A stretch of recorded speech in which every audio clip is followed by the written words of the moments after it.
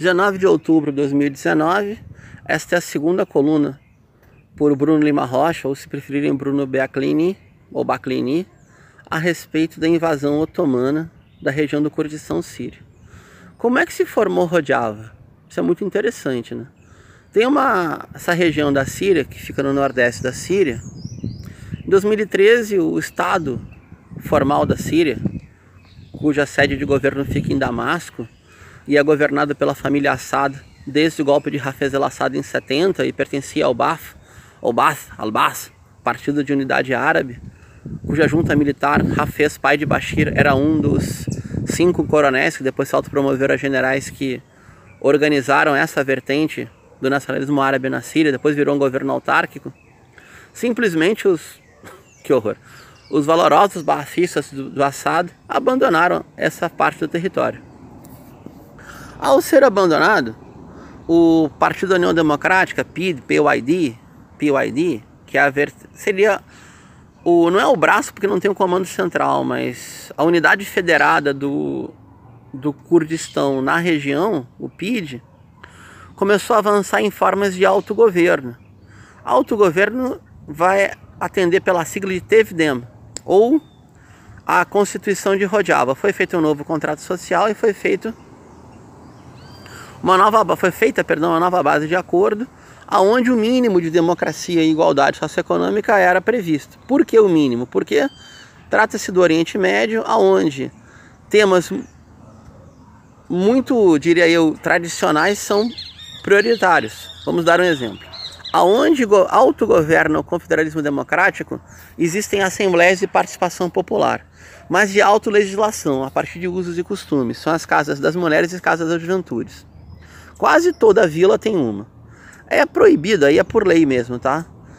A poligamia tá proibida.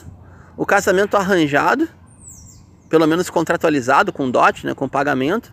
E a mutilação dos corpos, incluindo a mutilação clitoriana, essa maldita, esse absurdo.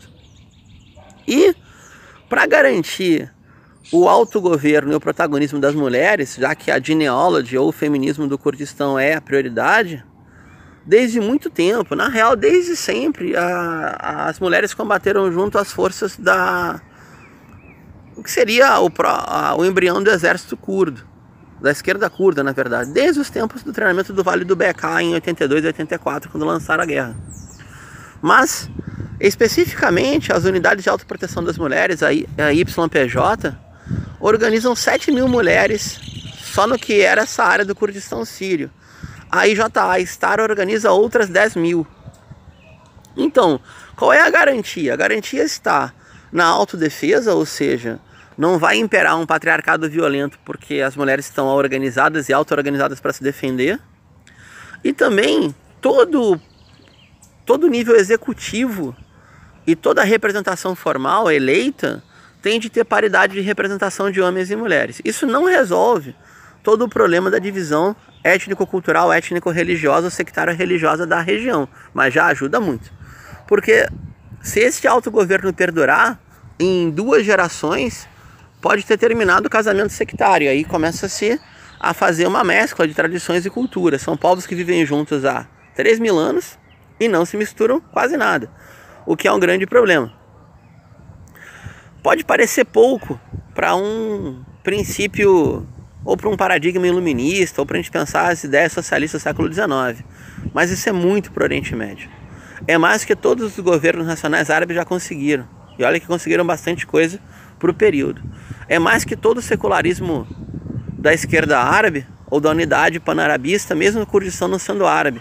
É mais que todo o avanço de direitos sociais do Irã, depois da Revolução Islâmica. Bom, é mais que tudo junto. E é por isso, inclusive, essa semi-laicidade da Turquia.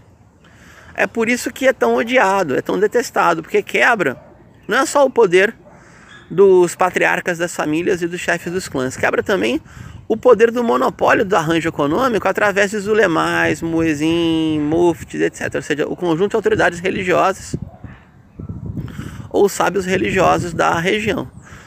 Interessante afirmar que o Kurdistão confederal não é o território curdo, o território onde os curdos são maioria, ou são pelo menos metade da população, mas todo mundo participa. No caso sírio, árabes, assírios, caldeus, iázides, turcomenos, todo mundo tem direito a participar. E se não quiser se integrar às forças de autodefesa, pode se defender formando milícia popular do próprio grupo étnico. É esse mosaico integrado que dá muita esperança. Como se fala na região, a única esperança para o Oriente Médio é o confederalismo democrático.